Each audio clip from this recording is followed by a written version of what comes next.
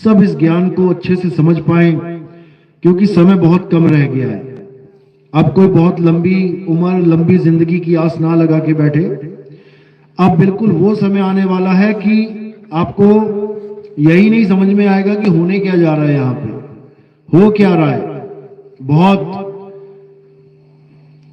ऐसा समय आने वाला है कि जिसको हम कहते हैं कि बिल्कुल बहुत कम समय बचा है सबके पास। तो उस समय को सही तरह से इस्तेमाल करेंगे।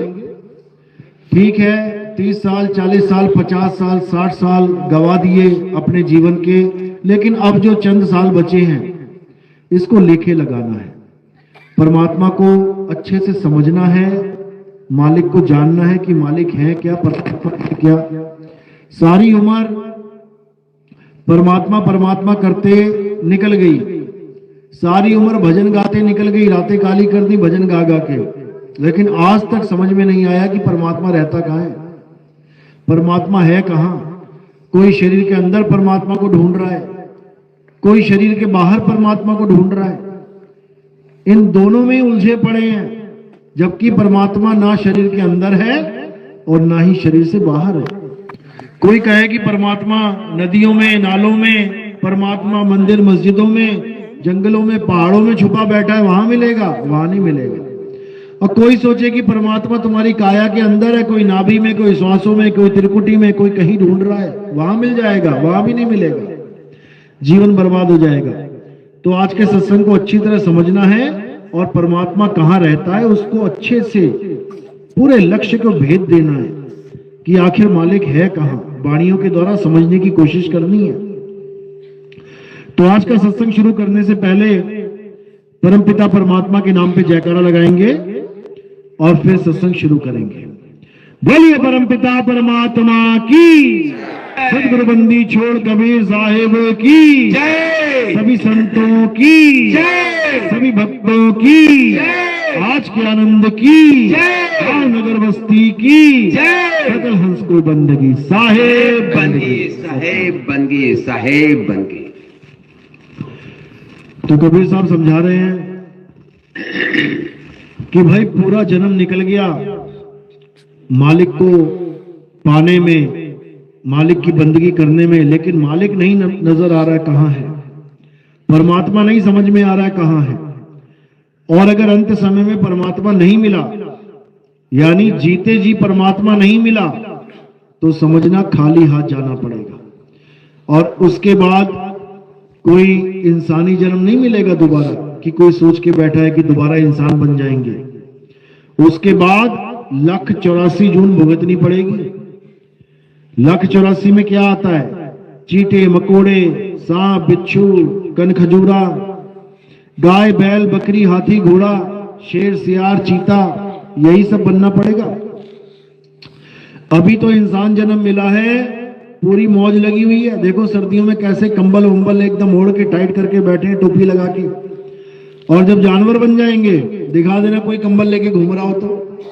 84 लाख में दिखा देना किसी ने टोपी पहनी हो सर्दियों में, दिखा देना कोई गर्मियों में पंखा चला के बैठा हो। हालत खराब हो जाएगी, हालत खराब हो जाएगी। इससे पहले कि हालत खराब होए, इस माया जाल से निकल लो, इस काल के जाल से निकल लो। ये दुनिया जिसको हम मान के बैठे हैं कि ये परमात्मा ने बनाई है, ये दुनिया परमात्मा ने नहीं बनाई है। ये दुनिया काल भगवान की नगरी है। 3 लोक का मालिक अलख निरंजन इस दुनिया का राजा है, और वो किसी पे दया नहीं करता, वो हिसाब किताब करता है सबका। तो कबीर साहब समझा रहे हैं कि 3 लोक एक जाल है, 3 लोक एक जेल है, पाप पुण्य 2 जाल, और सारा जग भोजन बना, खाने वाला काल। कहते सारा जग भोजन बना। क्या हिंदू, क्या मुसलमान, क्या सिख, क्या ईसाई, क्या ऊंची जात, क्या छोटी जात, कोई बड़ी जात, कोई नीची जात, कुछ नहीं, कुछ नहीं देखता वो ये भी नहीं देखता कि कोई आस्तिक है या नास्तिक है। दुनिया में जो मिलता है उसको। एक्सीडेंट हो गया, 50 लोग मर गए, अखबार में क्या छपेगा? अखबार में छपेगा 50 लोग काल के गाल में चले गए, काल का ग्रास बन गए। लिख तो दिया, ये केवल कबीर साहब ने समझाया हमें वाणियों में कि ये काल, अच्छा खासा परिवार है तुम्हारा, भरा पूरा परिवार है, पता लगा फोन आया तुम्हारा लड़का एक्सपायर हो गया, किसने मार दिया तुम्हारे लड़के को? क्योंकि वो मारने वाला है। सबको मारने वाला कभी बचाने वाला हो सकता है? नहीं। मारने वाला अलग है, बचाने वाला अलग है, और बचाने वाला सदा मारने वाले से बड़ा है। यही पढ़ते आए बचपन से, लेकिन विचार नहीं किया कभी, क्योंकि हमारे सामने दो ऑप्शन रखी नहीं गई कभी कि कौन मारने वाला है कौन बचाने वाला है। हमें तो ये पाठ पढ़ा दिया कि मारने वाला भी वही है और बचाने वाला भी वही है। तो क्या करोगे फिर?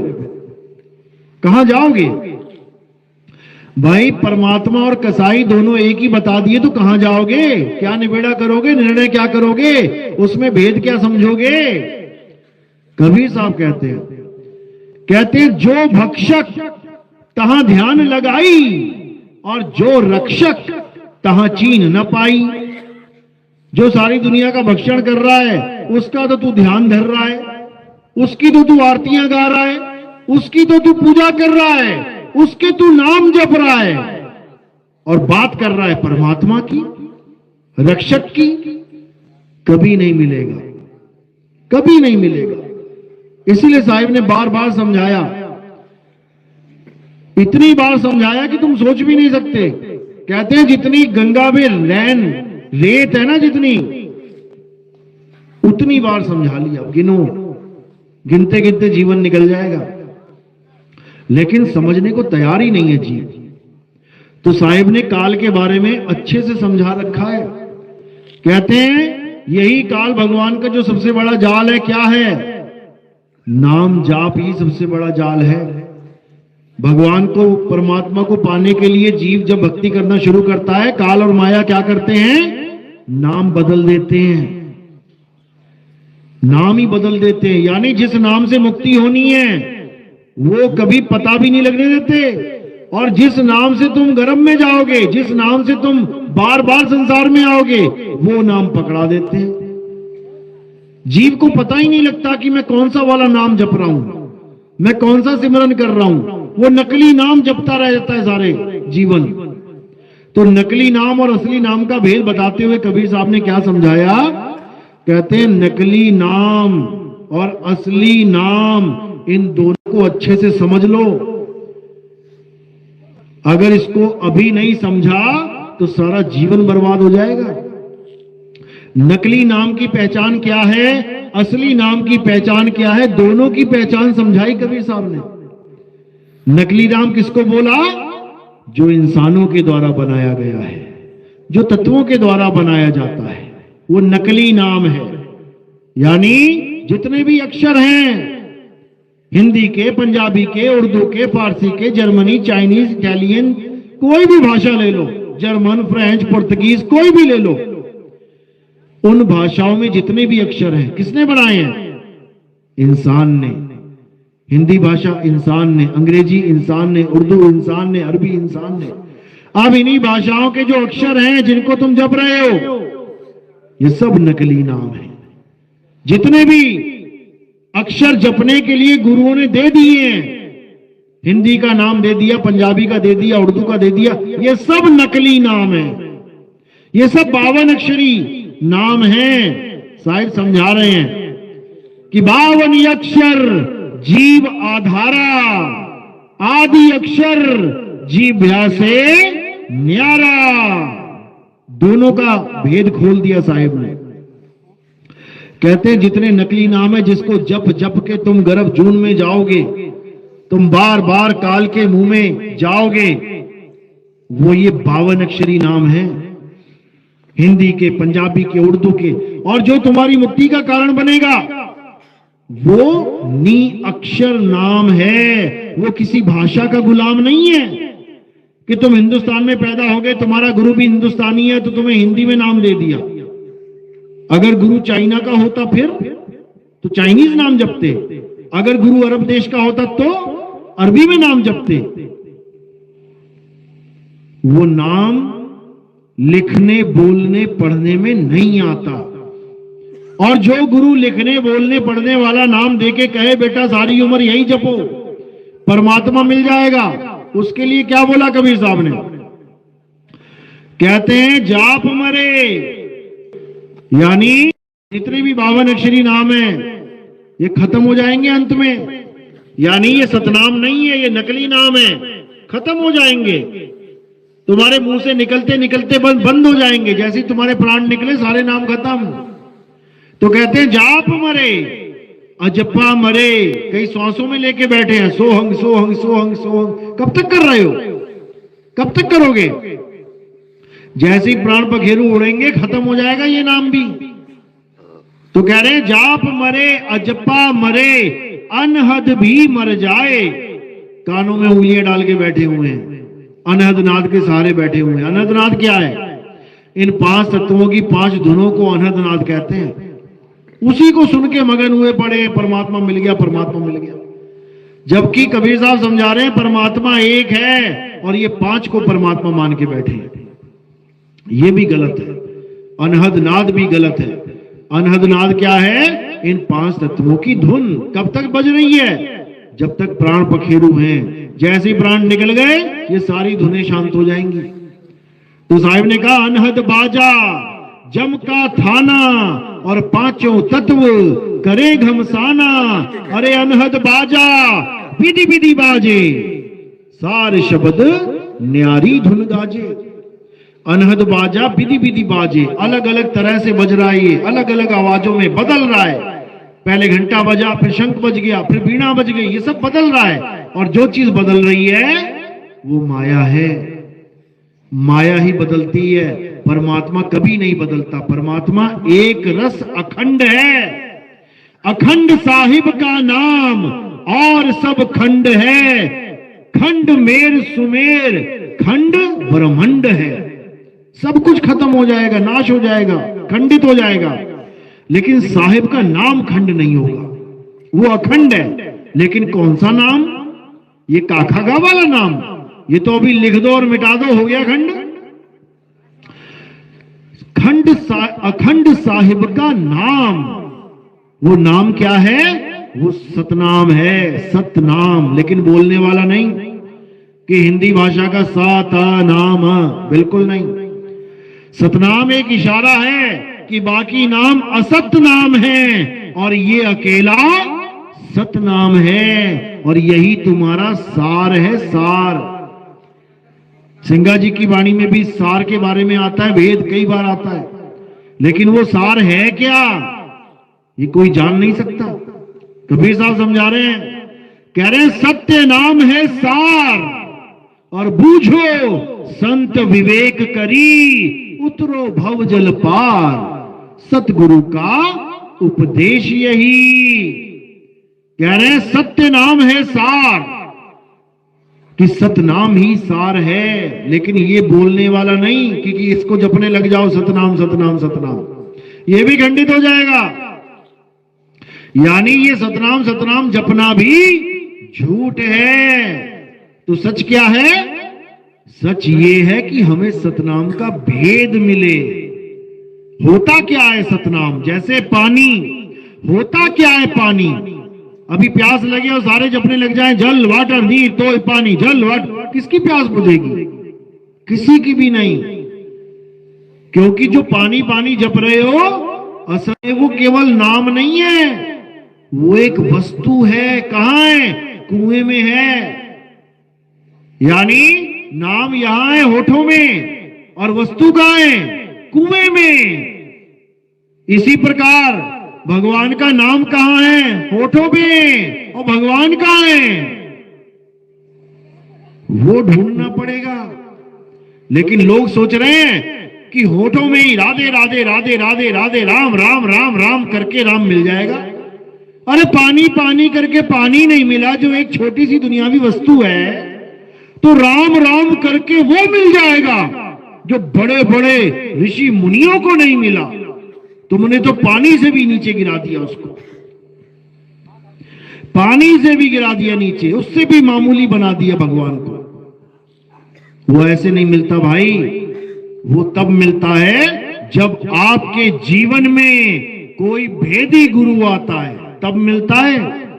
और भेदी गुरु का मतलब ये नहीं कि तुम्हें कोई नाम जपवाए, वो भेदी गुरु तो तुम्हारे नाम जो तुम जप रहे हो वो भी छुड़वा देगा। अगर तुम पानी पानी पानी जप रहे हो, किसी नकली गुरु ने दे दिया तुम्हें नाम, पानी पानी जपो प्यास मिट जाएगी, तो जब असली गुरु आएगा ना, क्या कहेगा? कहेगा अरे छोड़ इसे, क्या जप रहा है, इसे छोड़, वहां जा, कुआं है, वहां जाके बाल्टी डाल और निकाल पानी जितना मर्जी पी।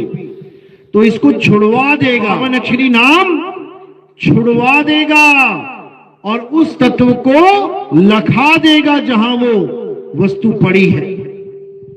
इसी को बोला सोई गुरु पूरा कहावे, जो दो अक्षर का भेद बतावे, एक छुड़ावे एक लखावे, तब प्राणी निज घर को जावे।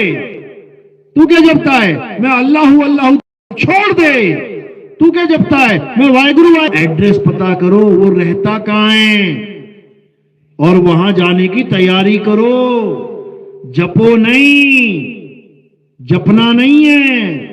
कह रहे मोको कहां ढूंढे रे बंदे, मैं तो तेरे पास में, ना मंदिर में, ना मस्जिद में, ना काबे कैलाश में। पहले तो ये जो एड्रेस हमें बता रखे थे इन लोगों ने कि भगवान कहाँ है, मंदिर में रहता है, अल्लाह कहाँ है, मस्जिद में है, या कहाँ पे है, काबे कैलाश में। पहले तो इस गलत एड्रेस को काटा मार देना है, यहां नहीं है भाई। अगर वहां पे भगवान रहता होता तो उसके गले में से चोर पैसे चोरी करके ले जाता है, वो भगवान आज तक रोक ही ना पाया। तुम घर में बैठे हो, तुम्हारे सामने से कोई तुम्हारा मोबाइल चोरी करके आज तक ना ले गया, लेकिन भगवान के आगे उसके 8-8 हाथ हैं, फिर भी गल्ला छोड़ो, पैसा छोड़ो, भगवान को उठा के ले जाता है। अखबार में आता है कि भगवान को ही उठा के ले गया, मूर्ति चोरी होगी अष्टधातु की। बताओ ऐसा कैसा भगवान है भाई? क्योंकि ये गलत एड्रेस मिला है हमें। भगवान वहां नहीं रहता, ना मंदिर में, ना मस्जिद में, ना काबे कैलाश में, अरे नाम है जप में, नाम है तप में, और ना एकांत निवास में। अब ये जप को काटा मारा कबीर साहब ने पहले। जितने भी तुम नाम जप रहे हो, तुम जपी बन बैठे हो, और जितने भी अपने शरीर को तपा रहे हो, तुम तपी बन बैठे हो। और साहिब दोनों का खंडन कर रहे हैं। नाम है जप में, नाम है तप में, और ना एकांत निवास में। खोजी है तुरंत मिल जाऊं, एक पल की तलाश में। और कहे कबीर सुनो भाई साधो, मैं तो हूं विश्वास में। साहिब ने यही समझाया। कहते हैं ये जपना, कोई कुछ नाम जप रहा है, कोई नाम जप रहा है, और जपते जपते पूरा जीवन बर्बाद कर देगा अपना। छोड़ दे इसको। और क्या करना है? भेदी गुरु ढूंढ। जब भेदी गुरु मिलेगा तब समझ जाना तुझे भेद भी मिलेगा। वो वस्तु कहां है उसका भेद 100% मिलेगा। तो साहिब समझा रहे हैं, अरे वस्तु कहीं और ढूंढे कहीं, कैसे लागे हाथ। तबीयत ठीक है आपकी? तो उठ के बैठो ना, उठ सकते हो कि नहीं? प्रॉब्लम है? अगर कोई प्रॉब्लम है तो ऐसे लेट के सत्संग नहीं सुनते। में अधीनी वस्तु फल में पहुंचा जाए, फल में पहुंचा जाए। कह रहे हैं कि जब तक तुम्हारे जीवन में वेदी गुरु नहीं आ गया तब तक कल्याण होने वाला नहीं है। भेदी गुरु की महिमा है। भेदी गुरु क्या करता है? भेदी गुरु भेद बताता है कि वो मालिक कहां है। तुम्हारी सूरत को, तुम्हारे ध्यान को सारे संसार से हटा के कहां लगाएगा? जहां मालिक का वास है, जहां परमात्मा रहता है। अब कहां रहता है? कोई कह रहा 7वें आसमान पे रहता है। मुसलमानों में चले जाओ, पूछो भैया खुदा कहां रहता है, तो कहेंगे 7वें आसमान पे रहता है। थोड़ी और बढ़िया करेंगे, 7वें तक पहुंचा देंगे, अल्लाह से मिलके आ जाना नीचे। ऐसा नहीं हो सकता, क्योंकि अल्लाह किसी 7वें आसमान पे नहीं रहता भाई। अल्लाह कहां रहता है? वो खुदा कहां रहता है? वो खुदा खुद में रहता है, खुद में। अब ये खुद क्या है? ये खुद क्या है? इसी खुद में आना है, खुद में आएगा तो खुदा को पाएगा। ये खुद का मतलब क्या है? इसका मतलब है तुम्हारा आत्म स्वरूप, कि तुम हो क्या, तुम हो क्या, तुम खुद को समझते क्या हो। कहते ना, क्या समझता है तू खुद को? अब पूछो जरा, क्या समझता है तू खुद को? वो बता ही नहीं पाएगा मैं क्या समझता हूं खुद को, क्योंकि वो अपने आप को आदमी मान बैठा है, अपने आप को औरत मान बैठा है, अपने आप को बच्चा बूढ़ा जवान मान बैठा है। वो कभी जान ही नहीं सकता खुद को। तो खुद को जानने के लिए हमें कामिल मुर्शिद यानी पूरे गुरु की जरूरत पड़ती है। पूरा गुरु यानी एक होता है नॉर्मल गुरु, गुरुजी दुनिया भर के गुरुजी, और एक होता है पूरा गुरु। पूरा गुरु यानी जिसके पास पूर्ण भेद है, वही है पूरा गुरु। और जाप पकड़ा दे, तुम्हें पूजा पाठ करना सिखा दे, तू गुरु में भाव, सोई गुरु नित बंदिए, जो शब्द बतावे दाओ। कह रहे हैं नॉर्मल गुरु आपको केवल शब्द जाप दे। कुश्ती हो रही है यहां पे, कुछ किसके साथ होगी? पड़ोस के गांव वालों के साथ। किसके साथ होगी? काल भगवान कर देगा के नाम पे बर्बाद ना किया हो और तुम्हें वो दाव सिखा दिया हो, तब समझ लो कि अब तुम्हारी जीत पक्की है। अब काल भगवान कुछ नहीं कर सकता, क्योंकि तुम्हारे पास दाव है। और वो दाव है क्या? वो कौन सा दाव है भाई? एक ही दाव है जिससे काल भगवान हारेगा, और कोई दाव नहीं है। सांप पकड़ने वाले क्या करते हैं? एक हाथ से उसका ध्यान भटकाएंगे और दूसरे हाथ से दबोच लेंगे उसको। ये दाव है, गर्दन से दबोचना पड़ेगा, दाव है। अगर बीच में से पकड़ लिया या और पीछे से पकड़ लिया, पूंछ से पकड़ लिया, तो तुम मारे गए। और अगर तुमने गले से दबोच लिया तो जितना मर्जी जहरीला सांप हो, तुम्हारा बाल बांका नहीं हो सकता। तुम उसी से उसके दांत तोड़ दोगे, गर्दन से दबोच के। ऐसे तोड़े जाते हैं दांत। तो काल को कैसे दबाएंगे हम? काल को कैसे हराएंगे? उसका क्या दाव है? एक ही दाव है। क्या बोल रहे हैं कबीर साहब? कह रहे काल के सिर पे पांव दे और सतगुरु के उपदेश, साहिब वहां पकड़ के ले चले अपने देश। कहते काल भगवान के साथ जब तुम्हारी जंग होगी ना, तुम्हारी हालत खराब कर देगा वो। अगर तुम्हें ये दाव नहीं पता हो तो, और अगर तुम्हें दाव पता है तो तुम एक नहीं चलने दोगे उसकी, एक नहीं चलने दोगे। क्या करोगे? सीधे उसके सिर पे पैर धर दोगे। और जैसी काल के सिर पे पैर आ गया, वो हाथ जोड़ देगा तुम्हारे सामने। उसकी इतनी औकात नहीं है कि पलट के तुम्हारे ऊपर वार कर सके। इतना समझ लो, तो तुम्हारे आगे सिर झुका देगा। वो दुनिया को खा रहा है, सारी त्रिलोकी का मालिक है, तुम्हारे आगे शीश नवा देगा। और तब क्या होगा? तब तुम अपने घर जाओगे।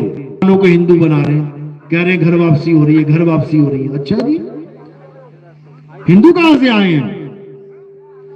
हिंदू इस दुनिया में कहां से आए हैं? कौन से घर से आए हैं यहां पे? उनको अपना घर याद है क्या? एक तो भी याद नहीं है।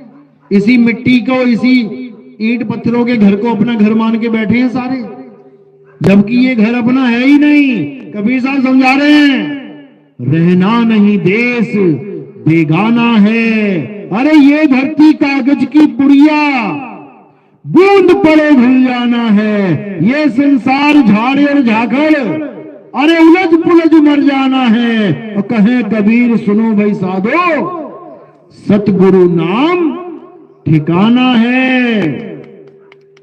वो ठिकाना हमारा असली घर सतगुरु का नाम है, जिसमें हमने समाना है, तब पहुंचे अपने घर वापस। ये हिंदू से मुस्लिम, मुस्लिम से जाए कहां जाए कहां जाए। और ज्यादा क्या बताएं, सारी उम्र पूजा पाठ करते हैं, जब मृत्यु का समय आता तो रोने लग जाते हैं। अब पूछो भैया रो क्यों रहा है? अरे मेरी मौत होने वाली है। अरे मौत के बाद ही तो स्वर्ग जाएगा। मर गया व्रत करता करता, मर गया ढोल बजाता बजाता, मर गया पूजा पाठ करता, धूप अगरबत्तियां काली करता, और जब घर जाने की वापसी की बारी आई तो रो रहा है। वही हाल मुसलमान का है। पांचों टाइम करता नमाज, पूरा जीवन बिता दिया, जब जन्नत में जाएंगे जन्नत में जाएंगे जन्नत, और जब जन्नत में जाने की बारी आई तो कहता डॉक्टर साहब मुझे बचा लो। अरे भैया जाना जन्नत में, अब क्या हो गया? क्योंकि दोनों को पता है कहीं जन्नत वन्नत में नहीं जाने वाला, मैं मरने वाला हूं, हालत खराब हो जाएगी। दोनों के प्राण सूखे पड़े हैं। तो कबीर साहब क्या समझा रहे हैं? अरे जिस मरने से जग डरे, मेरे मन आनंद, और मरने पर ही पाइए पूर्ण परमानंद। कह रहे हैं असली भगत वो है जो 24 घंटे तैयार है मरने के लिए। अब शरीर छूटे तो अब जाऊं, अब छूटे तो अब जाऊं। क्यों? क्योंकि उसे पता है मैंने जाना कहां है। उसे पता है। तुम तोता पकड़ के ले आओ, डालो पिंजरे में, खूब चूरी बादाम खिलाओ उसको, और केवल 10 सेकंड के लिए दरवाजा खोल दो, लग जाएगा पता कहां जाएगा। उसको पता है ये कैद है, ये मेरा घर नहीं है, उड़ारी मारेगा सीधे अपने घर। वो जानवर होके, पक्षी होके इंतजार कर रहा है कि कब छूटे ये घर काल का। और हम इसी काल के लोक को, मृत्यु लोक को अपने मालिक का घर समझे बैठे हैं, अपने मालिक का घर समझे बैठे हैं। और क्या कहते हैं? परमात्मा अजर अमर अविनाशी है, तो उसका घर काहे के लिए विनाशी है? जब परमात्मा अविनाशी है तो उसका घर भी तो अविनाशी होना चाहिए था ना भाई। ऐसा परमात्मा कैसा कि खुद तो रहता है स्वर्गों में और हमें रख दिया मिट्टी में, खा धक्के बेटा। खुद तो बैठा है वैकुंठ में मजे से, और हमें धर दिया यहां पर दलदल में। 2 मिनट में धरती हिलती है, बिल्डिंगें गिरती हैं, मरमरा जाते हैं, भूकंप आते हैं, सुनामी आती, मरते हैं। ऐसा कैसा परमात्मा है? अरे तुम भी अपना मकान बनाते हो, भले बच्चे ने एक पैसा ना लगाया उसमें, कहां रखते हो बच्चों को? अपना मकान बनाते हो, बच्चों से कितने पैसे लेते हो? एक भी ना देता हो, फिर कहां रखते हो बच्चों को? अपने पास रखते हो। तो ये कैसा परमात्मा है जो हमें यहां धक्के खाने के लिए छोड़ दिया भाई? क्योंकि किसी को समझ में ही नहीं आ रहा है कि हम इस अंडे में आ कहां से गए। ये अंडा है, ये ब्रह्मांड एक अंडा है, अंडे में बैठे हैं हम लोग सारे, समझे? अंडे में बैठे हैं, कहते हैं ना ब्रह्मांड, ब्रह्म का अंड, अंडा, अंडे में बैठे हैं हम लोग। अब निकले कैसे? ढक्कन लगा दिया ऊपर आसमान का, कुकर में छोले बैठे आपस में बातें कर रहे। अरे भाई यहां कैसे आ गए कुकर में? कुकर में देखे ना छोले उबालते हो ना, चने, आपस में बातें कर रहे हैं, क्या हाल है, ठीक है, आ कैसे गया? ऊपर ढक्कन है, नीचे तली है, यार कैसे फंस गए बीच में? इस अंडे में कहां से आ गए हम? बस वही हाल हम सबका, किसी को पता ही नहीं आ कहां से गए।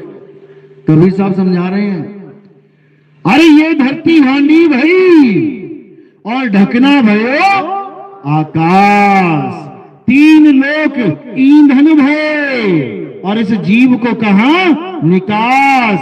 और सतगुरु हांडी फोड़ के ढकना दियो उगार, और सूरत चली सतलोक को, और काल रहा झक मार। ये समझाया कबीर साहब ने, ये नहीं बताया कि ये अंडा ही तेरा देश है। ये अंडा हमारा घर नहीं है भाई। इस अंडे में से निकलना है, समझ लो। और जो नहीं निकल पाएगा इस जन्म में, उसके बाद ऐसी ऐसी योनियां मिलेंगे कि तुम्हारी हालत खराब हो जाएगी। इतना याद रखना। अभी कोई तुम्हें झापड़ मार दे, तुम्हें गाली दे दे, तुम पंचायत करवा दोगे और बकरी बन गए ना, बकरा बन गए, तो कसाई के बाड़े में खड़े हो जाओगे जाके सुबह से शाम तक। हजारों लोग देख के जाएंगे लेकिन कोई छुड़ाने वाला नहीं मिलेगा, समझ लेना। और जैसी कोई ग्राहक आ गया ना, भैया 1 किलो मीट दे देना, तो पूरा रगड़ दिया जाएगा तुम्हें। फिर ऐसा नहीं करेंगे कि चलो इसकी टांग काट लेते हैं, 1 किलो उसमें से निकल जाएगा, गर्दन ही काटेंगे सीधी। इतना समझ लेना, मरना सबको पड़ेगा। कहीं तुम सोच के बैठे हो कि हमारे तो मजे लगे हुए इंसान जन्म में। परमात्मा कोई दुश्मन थोड़ी नहीं है जानवरों का, जो उनको जानवर बना दिया और तुम्हें इंसान। ये सब कर्मों की खेती है, हालत खराब हो जाएगी सबकी। तो साहिब समझा रहे हैं कि इस काल के जाल में सब जीव फंसे पड़े हैं। क्या ब्रह्मा विष्णु महेश, क्या देवी गौरी गणेश, और क्या यहां पर एक आम जीव, सब फंसे पड़े हैं। कोई सोचता ब्रह्मा विष्णु महेश शायद मुक्त होंगे। अरे भैया, तीनों में से एक की भी मुक्ति हो गई ना, तो ये दुनिया खत्म हो जाएगी। क्या काम है उनका? ब्रह्मा जी का काम है सृष्टि को पैदा करना। तो पैदा नहीं हो रही क्या? हो रही है, बच्चे पैदा हो रहे हैं। इसका मतलब ब्रह्मा जी अपना काम कर रहे हैं, मुकत नहीं है। विष्णु जी का काम है सृष्टि की पालना करना। देखो पल रहे हैं सारे, खा पी के चोड़े हो रहे हैं एकदम। इसका मतलब विष्णु जी अपना काम कर रहे हैं। शंकर जी का काम है संहार करना। देखो मर रहे हैं लोग, इसका मतलब वो भी काम पे लगे हुए हैं। तीनों मुक्त नहीं है, तीनों में से एक भी मुक्त हो गया। मुक्त का मतलब होता है छुट्टी, कोई काम नहीं है। अगर एक भी मुक्त हो गया तो ये संसार रुक जाएगा। और हो भी गया था एक बार। कब हुआ था? जब शंकर जी की पत्नी हवन कुंड में कूद गई थी। सती 6 महीने कंधे पे लाद के घूम रहे थे। विष्णु जी ने देखा भैया 6 महीने हो गए तो काम ही नहीं कर रहा अपना, ये तो सती के वियोग में पता नहीं कहां चला गया। क्या करें, सृष्टि का काम रुक गया, अब क्या करें? क्या किया उन्होंने? वहीं प्रकट होके 9 टुकड़े कर दिए सती के, जो तुम नवरात्रे रखते हो, 9 हिस्से कर दिए। तब जाके मोह भंग हुआ उनका, दोबारा काम पे लग गए। तो भाई ये काल का जाल बहुत खतरनाक है, याद रखना। तो साहिब समझा रहे हैं कि ऐसा भी नहीं है कि काल का जाल टूट नहीं सकता, टूट सकता है। तुम बच सकते हो काल से, लेकिन जब पूर्ण विवेकी हो जाओगे तब। तो साहिब समझा रहे हैं, अरे बचना चाहो काल जाल से तो चीनो शब्द हमारा, और कहे कबीर अमर कर राखूं जो निज होए हमारा। अमर कर दूंगा उसको, जैसे सिंगा जी को अमर कर दिया है। कहां है सिंगा जी इस वक्त? पता है? मुक्त अवस्था में है वो, अपनी आत्मा में रमण कर रहे हैं, रमे हुए हैं अपनी आत्मा में। काल की इतनी हिम्मत नहीं कि दोबारा गर्भ जून दे दे उनको, समझ लो। कहां है रविदास जी महाराज, कहां है मीराबाई, कहां है पलटू जी, कहां है दादू जी, कहां है नानक जी? ये सब मुक्त अवस्था में है, मुक्त हो गए जीते जी। पायो जी मैं नाम रतन धन पायो, अरे वस्तु अमोलक दी मेरे सतगुरु। नाम नहीं दिया उसने, वस्तु दी, वस्तु। वस्तु अमोलक, जिसका कोई मोल ही नहीं है। ऐसी कौन सी वस्तु मोल नहीं है? हर चीज बेची और खरीदी जा सकती है, तो ऐसी कौन सी वस्तु है? किसको नहीं खरीद सकते हम? यहां तक कि शरीर को भी खरीद सकते हैं, सारे अंग खरीद सकते हैं। क्या नहीं खरीद सकते? आत्मा को नहीं खरीद सकते। आत्मा बिकती नहीं है मार्केट में कि तुम कहो जी मेरा लड़का मरने वाला है जी, मैं आत्मा खरीद लूं बच जाएगा। नहीं बच सकता। सांसें खरीद सकते हो, सांसें रुक रही हो, डुप्लीकेट लग जाती हैं, बढ़िया आने लग जाएगी, जाने लग जाएगी, सिलेंडर लगा के पैसों से मिल जाता है। लेकिन कहो आत्मा, वो नहीं मिल सकती। तो मीराबाई को क्या वस्तु मिली? उसको उसकी आत्मा का ज्ञान मिला।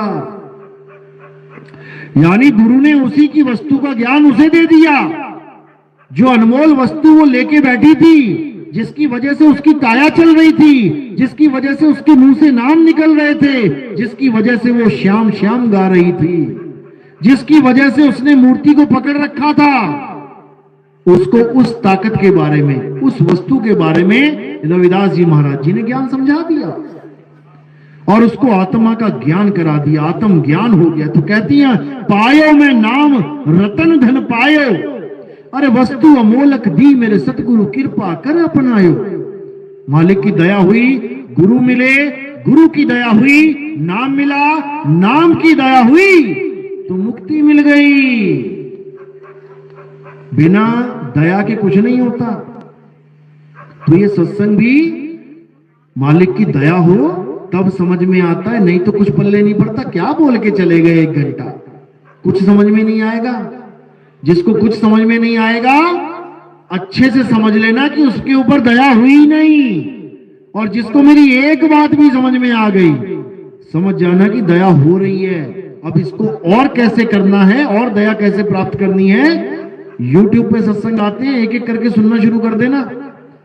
नितिन दास के सत्संग लिखोगे आ जाएगा, या कहत कबीर सुनो भाई साधो नितिन दास लिखोगे आ जाएगा। और एक एक करके सुनते चले जाना, सुनते चले जाना, सुनते चले जाना। उसके बाद क्या होगा? उसके बाद तुम्हें इस सत्संग के अलावा और कोई सत्संग समझ में ही नहीं आएगा। क्यों? क्योंकि उसके बाद तुम्हें समझ में आ जाएगा कि आखिर मैं ढूंढ क्या रहा हूं। पूरी मार्केट होती है तुम्हारे सामने और तुम्हारे दिमाग में एक चीज होती है कि मैंने मार्केट से लेके आना है। तो तुम कितनी दुकानों में जाओगे? जिस दुकान में वो सामान पड़ा है सीधे वहीं जाओगे। बाकी दुकानें खुली भी हैं, तब भी तुम्हारा कुछ नहीं बिगाड़ सकती, तुम्हें भरमा नहीं सकती, तुम्हें आकर्षित नहीं कर सकती, तुम्हें मोहित नहीं कर सकती। तुम सीधे टारगेट लेके अपने जहां तुम्हारी वस्तु है वहां पहुंच जाते हो। इसी प्रकार जब ये सत्संग तुम्हें समझ में आने लग जाएगा, तब तुम्हें पता लग जाएगा आखिर मेरा जन्म, इंसान जन्म हुआ क्यों है? नाम जपने के लिए। फिर तो मैं तोता ही बन जाता। तोता भी नाम जप लेता है, राम राम राम राम, मिठू मिठू मिठू, जो मर्जी करवा लो। फिर इंसान जन्म की क्या जरूरत है? अगर नाम ही जपना है, तोता भी जप लेता है। अगर शिवलिंग पे जली चढ़ाना है तो हाथी भी चढ़ा लेता है। देखो, ट्रेनर ट्रेनिंग दे दे के हाथी से शिवलिंग पे जल चढ़वा रहे हैं, तो वो भी भक्ति कर रहा, भैया उसकी मुक्ति हो जाएगी। लेकिन ऐसा संभव नहीं है। मुक्ति कैसे होती है? मुक्ति आत्म ज्ञान से होती है। कबीर साहब समझा रहे हैं, अरे जल में मीन प्यासी, मोहे देखत आवे हासी, आत्म ज्ञान बिना नर भटके, कभी काबा कभी काशी। आत्म ज्ञान बिना नर भटके। आत्म ज्ञान मतलब क्या?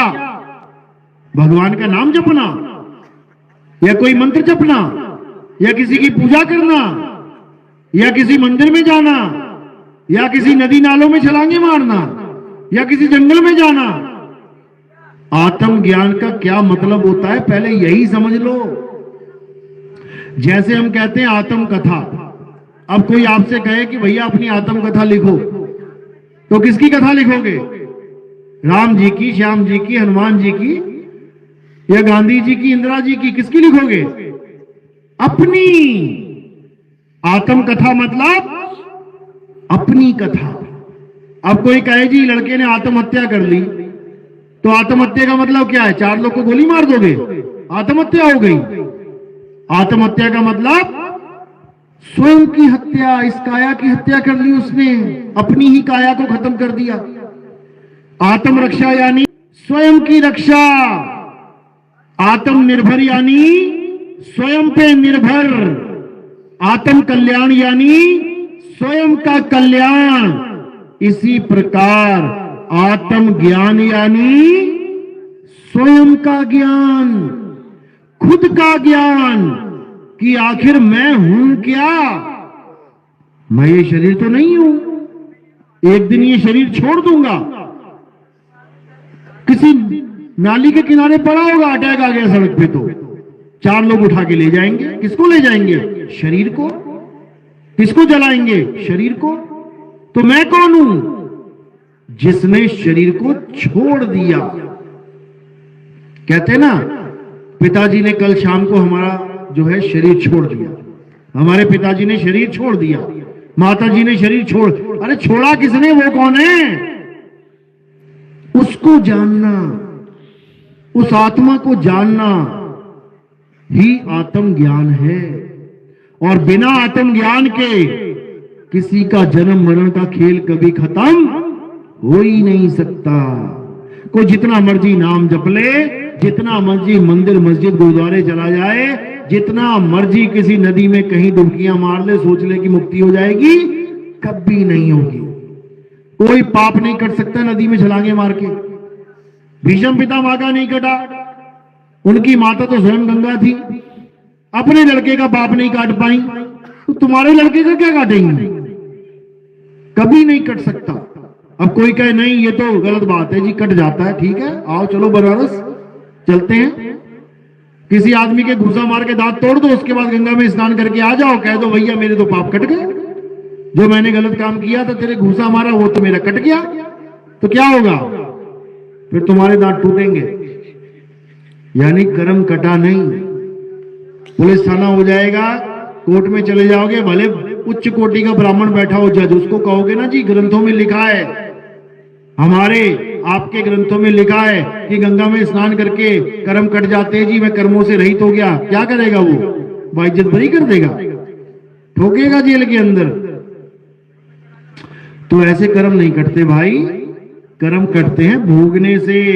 राम जी ने बाली को तीर मारा, कैसे कटे कर्म पता है? कृष्ण जी बन के आना पड़ा, फिर बाली ने कृष्ण जी के तीर मारा, तो तीर लगा, अब कटा कर्म। समझ लो, ऐसे कर्म कटते हैं। हां, गुरु की दया हो तो शूल से सुई हो जाता है। जहां शूल जाएगा तुम्हारे अंदर, वो सुई में काट देगा, लेकिन सुई तो भुगतनी पड़ेगी, क्योंकि ये कर्म प्रधान देश है।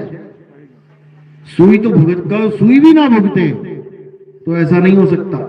दशरथ जी ने तीर मारा, किसके? श्रवण कुमार के। उसके माता पिता को वियोग हो गया, उनको दुख हुआ, लड़का छूट गया, लड़का चला गया, श्राप दे दिया कि जैसे हम मर रहे हैं लड़के के दुख में, तू भी मरेगा। अब हिसाब किताब क्या बनता है इसका कि तीर मारा तो तीर खाना पड़ेगा। बच्चे के दुख में वो मरे तो बच्चे के दुख में मरना पड़ेगा। तो बच्चे के दुख में मरे, राम जी को वनवास हो गया तो बच्चे के दुख में मरे, लेकिन तीर कहां लगा? तीर कहां लगा? लगा कि नहीं लगा?